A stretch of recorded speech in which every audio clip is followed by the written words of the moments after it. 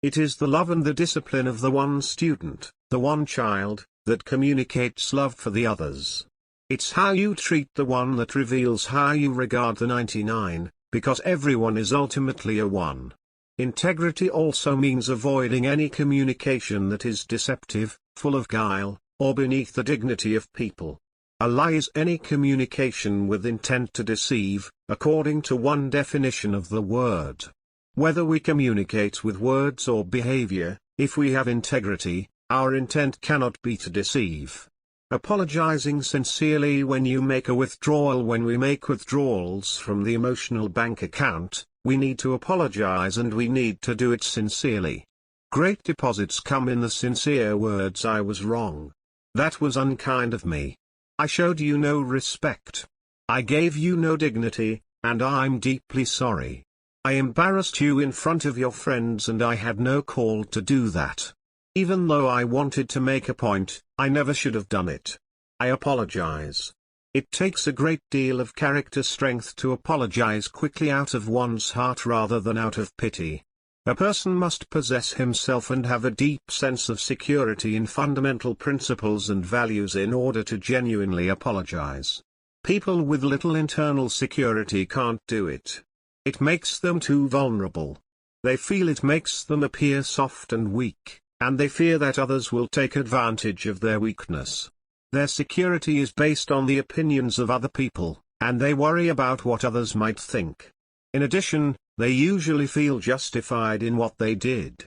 They rationalize their own wrong in the name of the other person's wrong, and if they apologize at all, it's superficial. If you're going to bow low, say Eastern wisdom. Pay the uttermost farthing, says the Christian ethic. To be a deposit, an apology must be sincere. And it must be perceived as sincere. Leo Ruskin taught, "It is the weak who are cruel. Gentleness can only be expected from the strong." I was in my office at home one afternoon writing, of all things, on the subject of patience. I could hear the boys running up and down the hall making loud banging noises, and I could feel my own patience beginning to wane. Suddenly, my son David started pounding on the bathroom door, yelling at the top of his lungs, "Let me in! Let me in!" I rushed out of the office and spoke to him with great intensity. "David, do you have any idea how disturbing that is to me? Do you know how hard it is to try to concentrate and write creatively? Now you go into your room and stay in there until you can behave yourself." So in he went, dejected, and shut the door. As I turned around, I became aware of another problem. The boys had been playing tackle football in the 4-foot-wide hallway, and one of them had been elbowed in the mouth. He was lying there in the hall, bleeding from the mouth. David, I discovered, had gone to the bathroom to get a wet towel for him. But his sister, Maria, who was taking a shower, wouldn't open the door. When I realized that I had completely misinterpreted the situation and had overreacted, I immediately went in to apologize to David.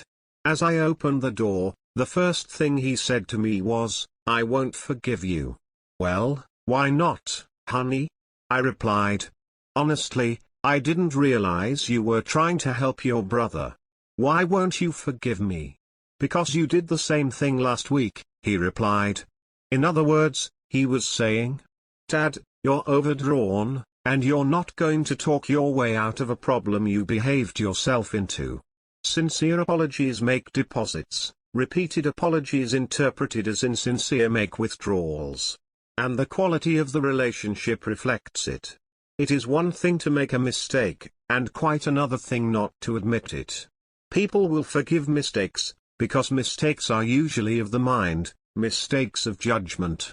But people will not easily forgive the mistakes of the heart, the ill intention, the bad motives, the prideful justifying cover-up of the first mistake. The laws of love and the laws of life. When we make deposits of unconditional love, when we live the primary laws of love, we encourage others to live the primary laws of life. In other words, when we truly love others without condition, without strings, we help them feel secure and safe and validated and affirmed in their essential worth, identity, and integrity. Their natural growth process is encouraged. We make it easier for them to live the laws of life, cooperation, contribution, self-discipline, integrity, and to discover and live true to the highest and best within them. We give them the freedom to act on their own inner imperatives rather than react to our conditions and limitations. This does not mean we become permissive or soft. That itself is a massive withdrawal. We counsel, we plead, we set limits and consequences. But we love, regardless. When we violate the primary laws of love, when we attach strings and conditions to that gift, we actually encourage others to violate the primary laws of life.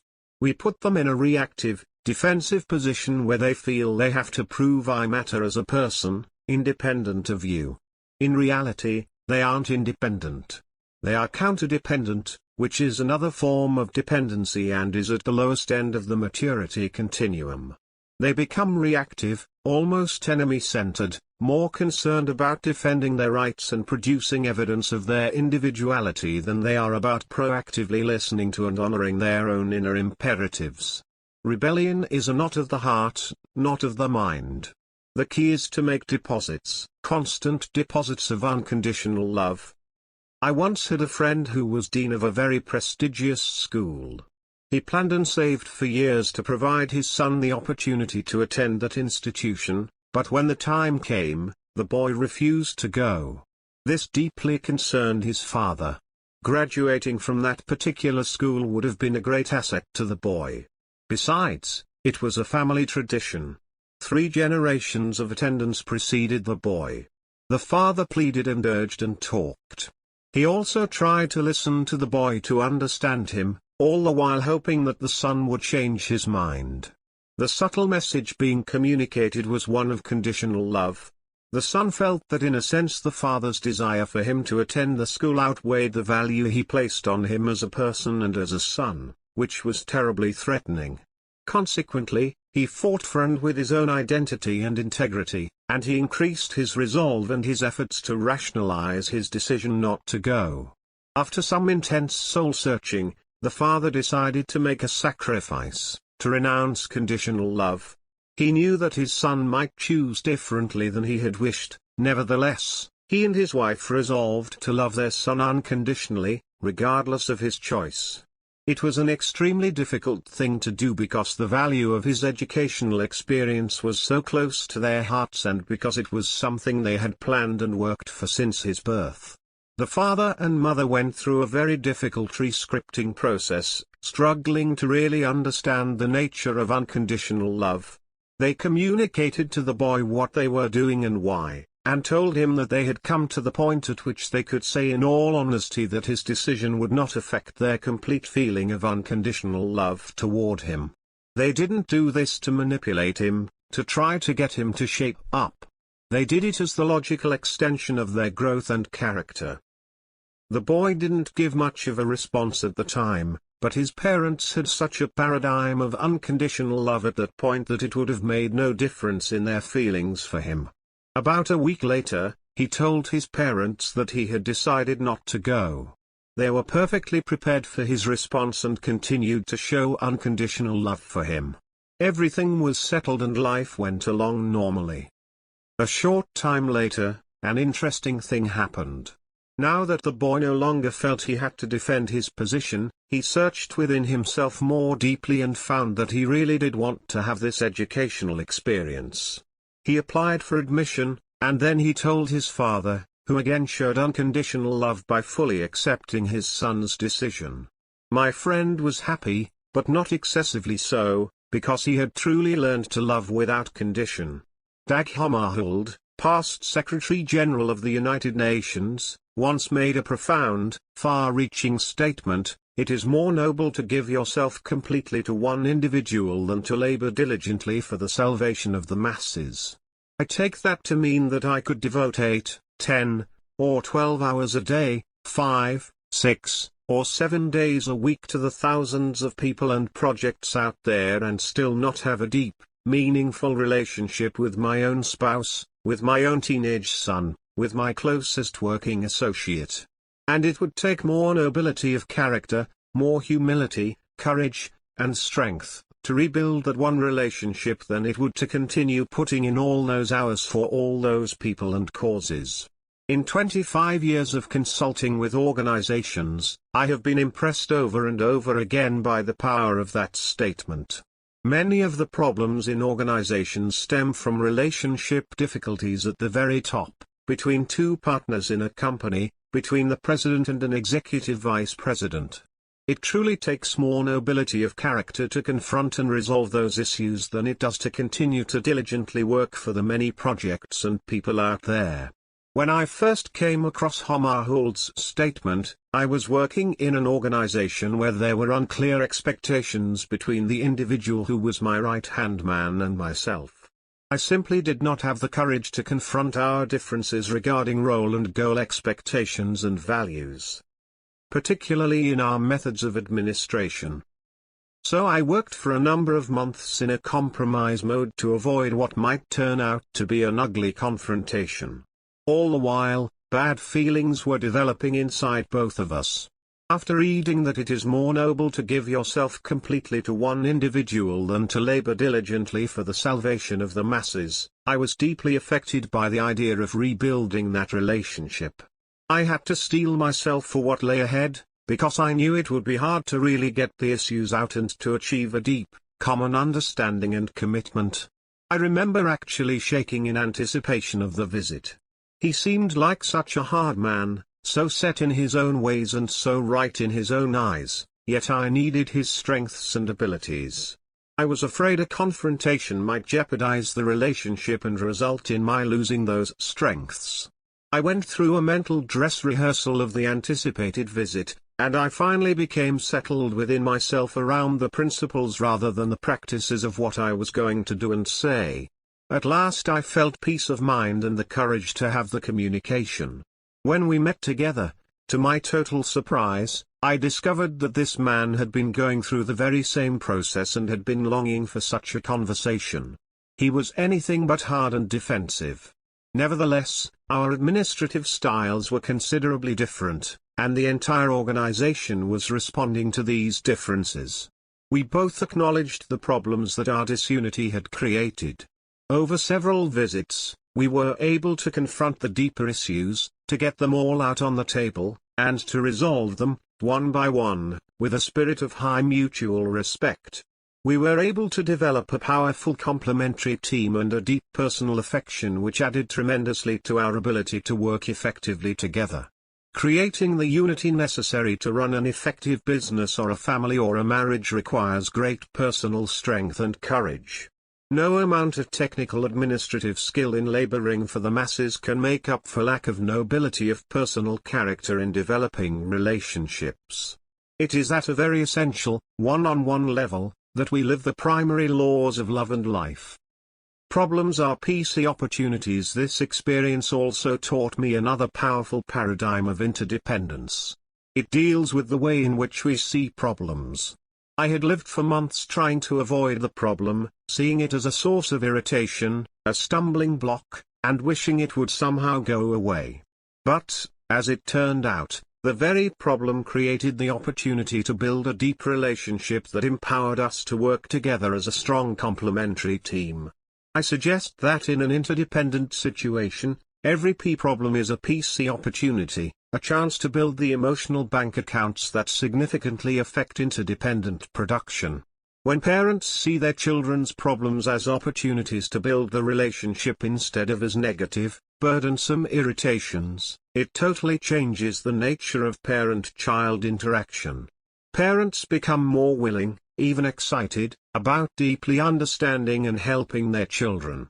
When a child comes to them with a problem, instead of thinking, "Oh, no, not another problem," their paradigm is, "Here is a great opportunity for me to really help my child and to invest in our relationship." Many interactions change from transactional to transformational, and strong bonds of love and trust are created as children sense the value parents give to their problems and to them as individuals. This paradigm is powerful in business as well. One department store chain that operates from this paradigm has created a great loyalty among its customers. Anytime a customer comes into the store with a problem, not matter how small, the clerks immediately see it as an opportunity to build the relationship with the customer. They respond with a cheerful, positive desire to solve the problem in a way that will make the customer happy. They treat the customer with such grace and respect, giving such second-mile service, that many of the customers don't even think of going anywhere else. By recognizing that the P/PC balance is necessary to effectiveness in an interdependent reality, we can value our problems as opportunities to increase PC. The habits of interdependence with the paradigm of the emotional bank account in mind, we're ready to move into the habits of public victory, or success in working with other people. As we do, we can see how these habits work together to create effective interdependence. We can also see how powerfully scripted we are in other patterns of thought and behavior. In addition, we can see on an even deeper level that effective interdependence can only be achieved by truly independent people. It is impossible to achieve public victory with popular win-win negotiation techniques of reflective listening techniques or creative problem-solving techniques that focus on personality and truncate the vital character base. Let's now focus on each of the public victory habits in depth. Habit 4, Think Win-Win TM, Principles of Interpersonal Leadership. We have committed the golden rule to memory, let us now commit it to life. Edwin Marker. One time I was asked to work with a company whose president was very concerned about the lack of cooperation among his people. Our basic problem, Stephen, is that they're selfish, he said. They just won't cooperate. I know if they would cooperate, we could produce so much more. Can you help us develop a human relations program that will solve the problem? Is your problem the people or the paradigm? I asked. Look for yourself, he replied. So I did. And I found that there was a real selfishness, and unwillingness to cooperate, a resistance to authority, defensive communication. I could see that overdrawn emotional bank accounts had created a culture of low trust. But I pressed the question. Let's look at it deeper, I suggested. Why don't your people cooperate? What is the reward for not cooperating? There's no reward for not cooperating, he assured me. The rewards are much greater if they do cooperate. Are they? I asked. Behind a curtain on one wall of this man's office was a chart. On the chart were a number of racehorses all lined up on a track. Superimposed on the face of each horse was the face of one of his managers. At the end of the track was a beautiful travel poster of Bermuda, an idyllic picture of blue skies and fleecy clouds and a romantic couple walking hand in hand down a white sandy beach. Once a week, this man would bring all his people into this office and talk cooperation. Let's all work together. We'll all make more money if we do. Then he would pull the curtain and show them the chart. Now which of you is going to win the trip to Bermuda? It was like telling one flower to grow and watering another, like saying firings will continue until morale improves. He wanted cooperation. He wanted his people to work together, to share ideas, to all benefit from the effort. But he was setting them up in competition with each other. One manager's success meant failure for the other managers, as with many problems between people in business, family, and other relationships. The problem in this company was the result of a flawed paradigm. The president was trying to get the fruits of cooperation from a paradigm of competition. And when it didn't work, he wanted a technique, a program, a quick fix antidote to make his people cooperate. But you can't change the fruit without changing the root. Working on the attitudes and behaviors would have been hacking at the leaves. So we focused instead on producing personal and organizational excellence in an entirely different way by developing information and reward systems which reinforced the value of cooperation. Whether you are the president of a company or the janitor, the moment you step from independence into interdependence in any capacity, you step into a leadership role. You are in a position of influencing other people. And the habit of effective interpersonal leadership is think win-win. 6 paradigms of human interaction. Win-win is not a technique, it's a total philosophy of human interaction. In fact, it is one of 6 paradigms of interaction. The alternative paradigms are win-lose, lose-win, lose-lose, win, and win-win or no deal. Win-win-win-win is a frame of mind and heart that constantly seeks mutual benefit in all human interactions. Win-win means that agreements or solutions are mutually beneficial, mutually satisfying. With a win-win solution, all parties feel good about the decision and feel committed to the action plan. Win-win sees life as a cooperative, not a competitive arena. Most people tend to think in terms of dichotomies, strong or weak, hardball or softball, win or lose. But that kind of thinking is fundamentally flawed. It's based on power and position rather than on principle. Win-win is based on the paradigm that there is plenty for everybody, that one person's success is not achieved at the expense or exclusion of the success of others. Win-win is a belief in the third alternative. It's not your way or my way, it's a better way, a higher way. Win-lose. One alternative to win-win is win-lose, the paradigm of the race to Bermuda. It says if I win, you lose. In leadership style, win-lose is the authoritarian approach. I get my way, you don't get yours. Win-lose people are prone to use position, power, credentials, possessions, or personality to get their way. Most people have been deeply scripted in the win-lose mentality since birth. First and most important of the powerful forces at work is the family. When one child is compared with another when patience, understanding or love is given or withdrawn on the basis of such comparisons. People are into win-lose thinking. Whenever love is given on a conditional basis, when someone has to earn love, what's being communicated to them is that they are not intrinsically valuable or lovable. Value does not lie inside them, it lies outside. It's in comparison with somebody else or against some expectation. And what happens to a young mind and heart, highly vulnerable, highly dependent upon the support and emotional affirmation of the parents, in the face of conditional love? The child is molded, shaped, and programmed in the win-lose mentality. If I'm better than my brother, my parents will love me more. My parents don't love me as much as they'll love my sister. I must not be as valuable. Another powerful scripting agency is the peer group.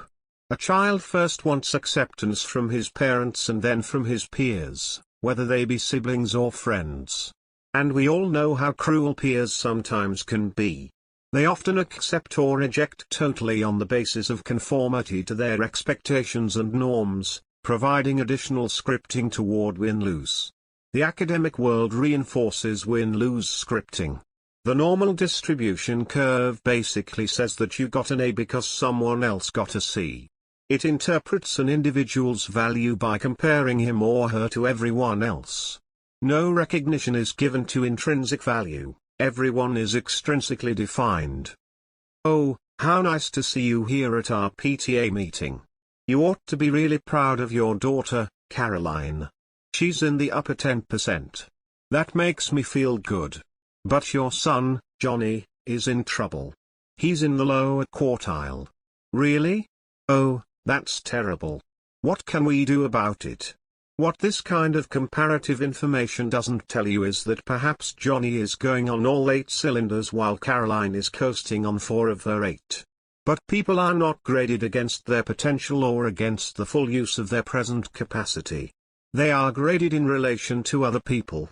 And grades are carriers of social value, they open doors of opportunity or they close them. Competition, not cooperation, lies at the core of the educational process. Cooperation, in fact, is usually associated with cheating.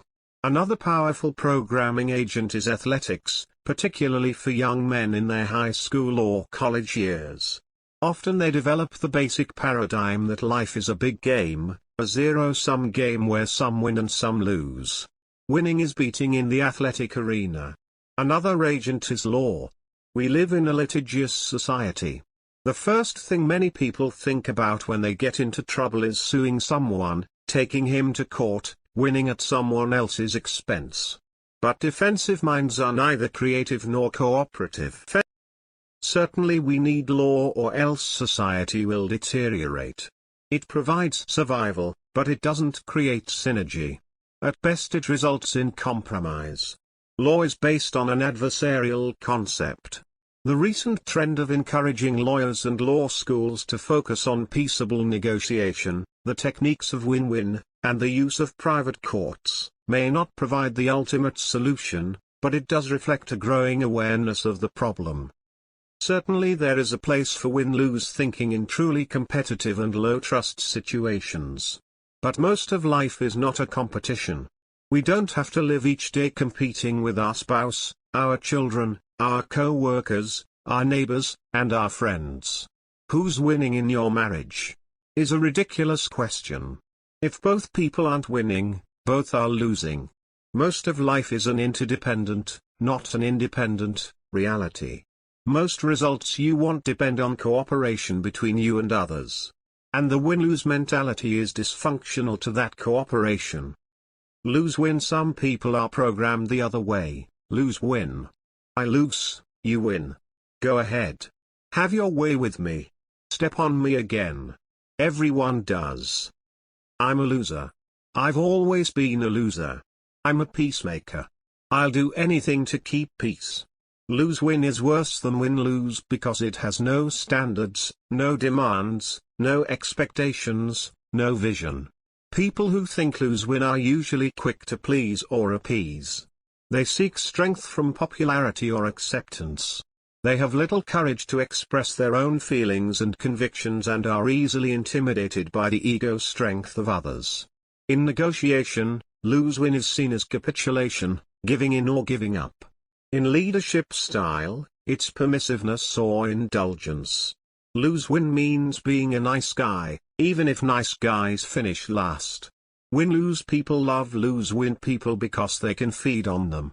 They love their weaknesses, they take advantage of them. Such weaknesses complement their strengths. But the problem is that lose-win people bury a lot of feelings. And unexpressed feelings never die, they're buried alive and come forth in uglier ways. Psychosomatic illnesses, particularly of the respiratory, nervous, and circulatory systems, often are the reincarnation of cumulative resentment, deep disappointment, and disillusionment repressed by the lose-win mentality. Disproportionate rage or anger, overreaction to minor provocation, and cynicism are other embodiments of suppressed emotion. When there is no sense of contest or competition, win is probably the most common approach in everyday negotiation. A person with the win mentality thinks in terms of securing his own ends and leaving it to others to secure theirs. Which option is best? Of these 5 philosophies discussed so far, win-win, win-lose, lose-win, lose-lose, and win-which is the most effective? The answer is, it depends. If you win a football game, that means the other team loses. If you work in a regional office that is miles away from another regional office, and you don't have any functional relationship between the offices, you may want to compete in a win-lose situation to stimulate business. However, you would not want to set up a win-lose situation like the race to Bermuda contest within a company or in a situation where you need cooperation among people or groups of people to achieve maximum success. If you value a relationship and the issue isn't really that important, you may want to go for lose-win in some circumstances to genuinely affirm the other person. What I want isn't as important to me as my relationship with you. Let's do it your way this time. You might also go for lose-win if you feel the expense of time and effort to achieve a win of any kind would violate other higher values. Maybe it just isn't worth it. There are circumstances in which you would want to win, and you wouldn't be highly concerned with the relationship of that win to others. If your child's life were in danger, for example, you might be peripherally concerned about other people and circumstances. But saving that life would be supremely important. The best choice, then, depends on reality. The challenge is to read that reality accurately and not to translate win-lose or other scripting into every situation. Most situations, in fact, are part of an interdependent reality, and then win-win is really the only viable alternative of the 5. Win-lose is not viable because, although I appear to win in a confrontation with you, your feelings, your attitudes toward me and our relationship have been affected. If I am a supplier to your company, for example, and I win on my terms in a particular negotiation, I may get what I want now.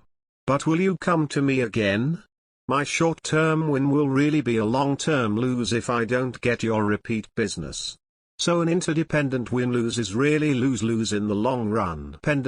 If we come up with a lose-win, you may appear to get what you want for the moment. But how will that affect my attitude about working with you, about fulfilling the contract? I may not feel as anxious to please you. I may carry battle scars with me into any future negotiations. My attitude about you and your company may be spread as I associate with others in the industry. So we're into lose-lose again. Lose-lose obviously isn't viable in any context. And if I focus on my own win and don't even consider your point of view, there's no basis for any kind of productive relationship. In the long run, if it isn't a win for both of us, we both lose. That's why win-win is the only real alternative in interdependent realities. I worked with a client once, the president of a large chain of retail stores, who said, "Stephen, this win-win idea sounds good, but it is so idealistic. The tough, realistic business world isn't like that. There's win-lose everywhere, and if you're not out there playing the game, you just can't make it." "All right," I said, "try going for win-lose with your customers. Is that realistic?" "Well, no," he replied. "Why not?" "I'd lose my customers." "Then, go for lose-win, give the store away." "Is that realistic?" "No. No margin, no mission."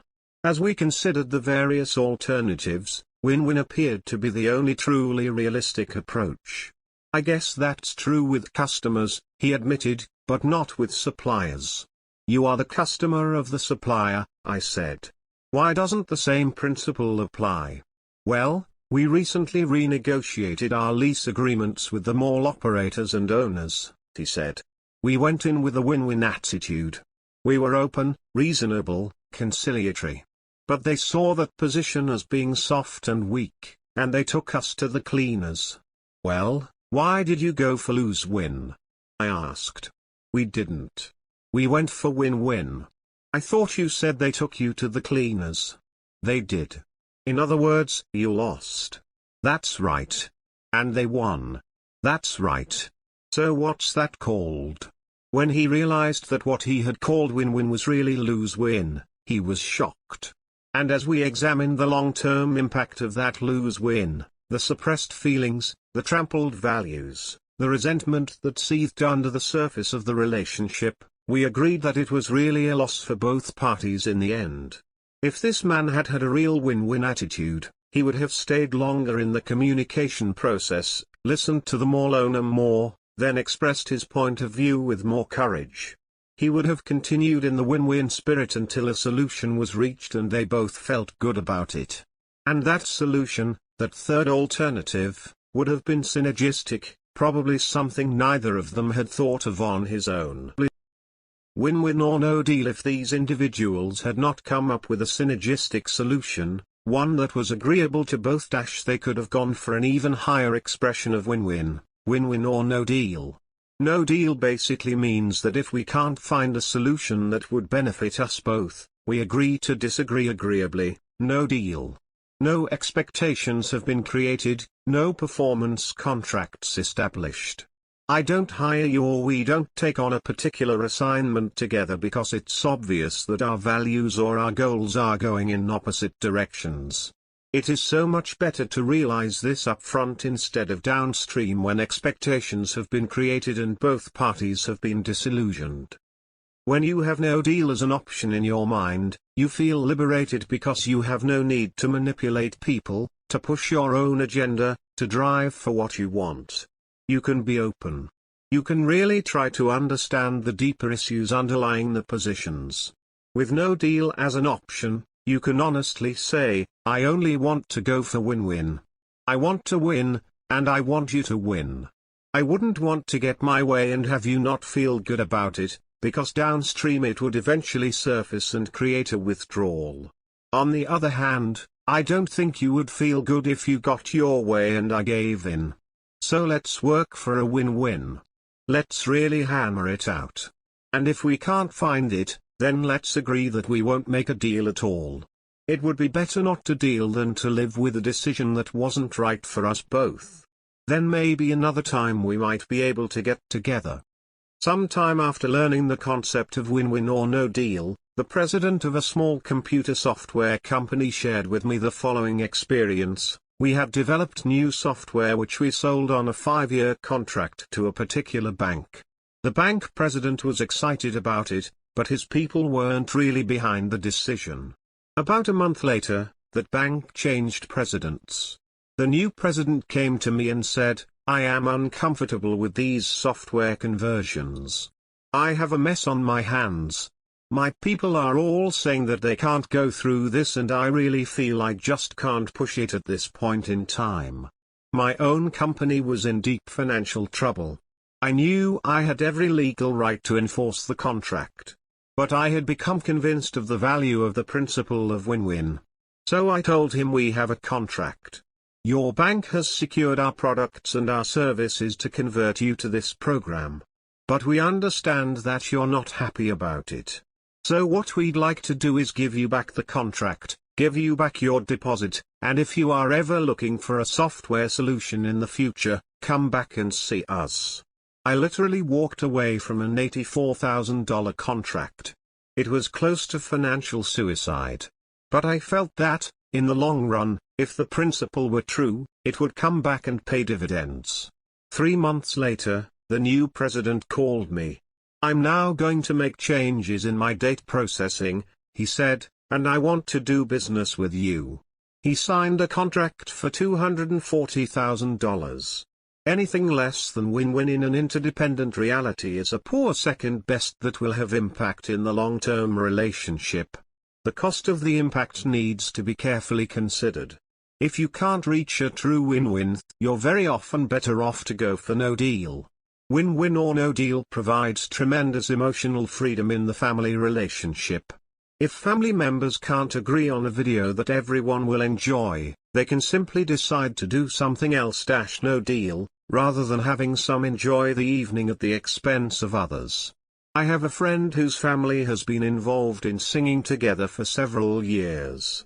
When they were young, she arranged the music, made the costumes, accompanied them on the piano, and directed the performances on the piano.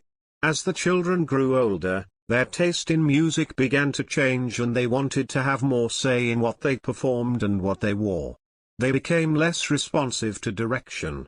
Because she had years of experience in performing herself and felt closer to the needs of the older people at the rest homes where they planned to perform, she didn't feel that many of the ideas they were suggesting would be appropriate.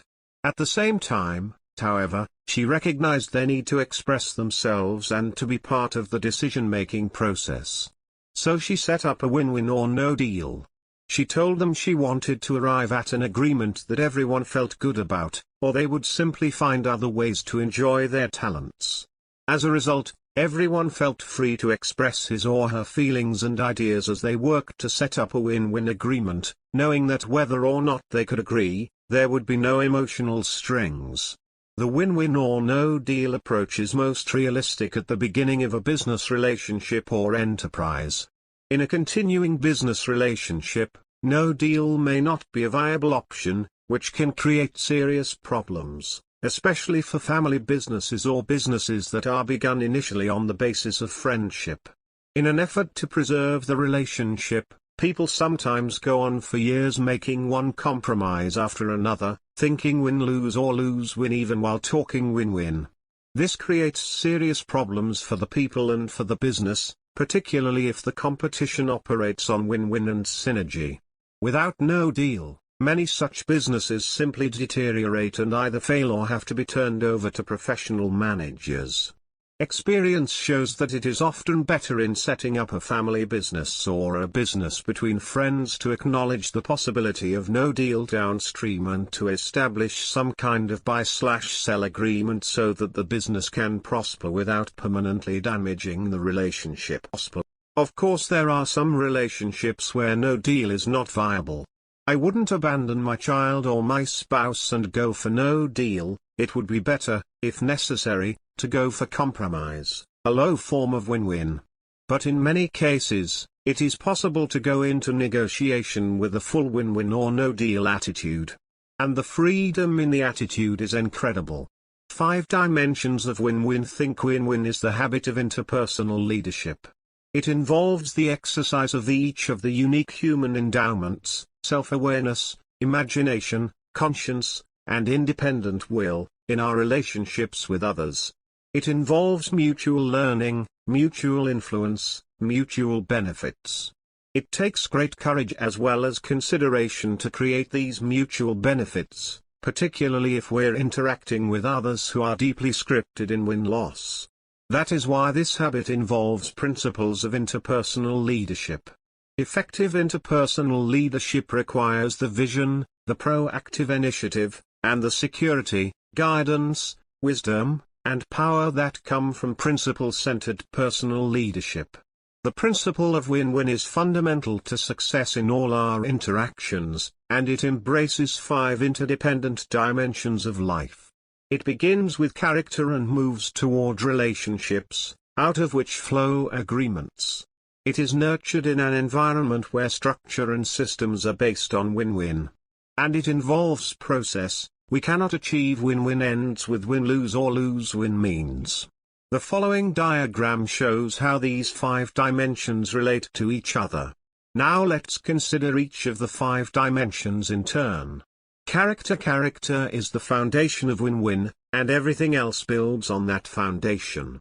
There are 3 character traits essential to the win-win paradigm. Integrity. We've already defined integrity as the value we place on ourselves. Habits 1, 2, and 3 help us develop and maintain integrity. As we clearly identify our values and proactively organize and execute around those values on a daily basis, we develop self-awareness and independent will by making and keeping meaningful promises and commitments. There's no way to go for a win in our own lives if we don't even know, in a deep sense, what constitutes a win, what is, in fact, harmonious with our innermost values. And if we can't make and keep commitments to ourselves as well as to others, our commitments become meaningless. We know it, others know it. They sense duplicity and become guarded. There's no foundation of trust and win-win becomes an ineffective superficial technique. Integrity is the cornerstone in the foundation.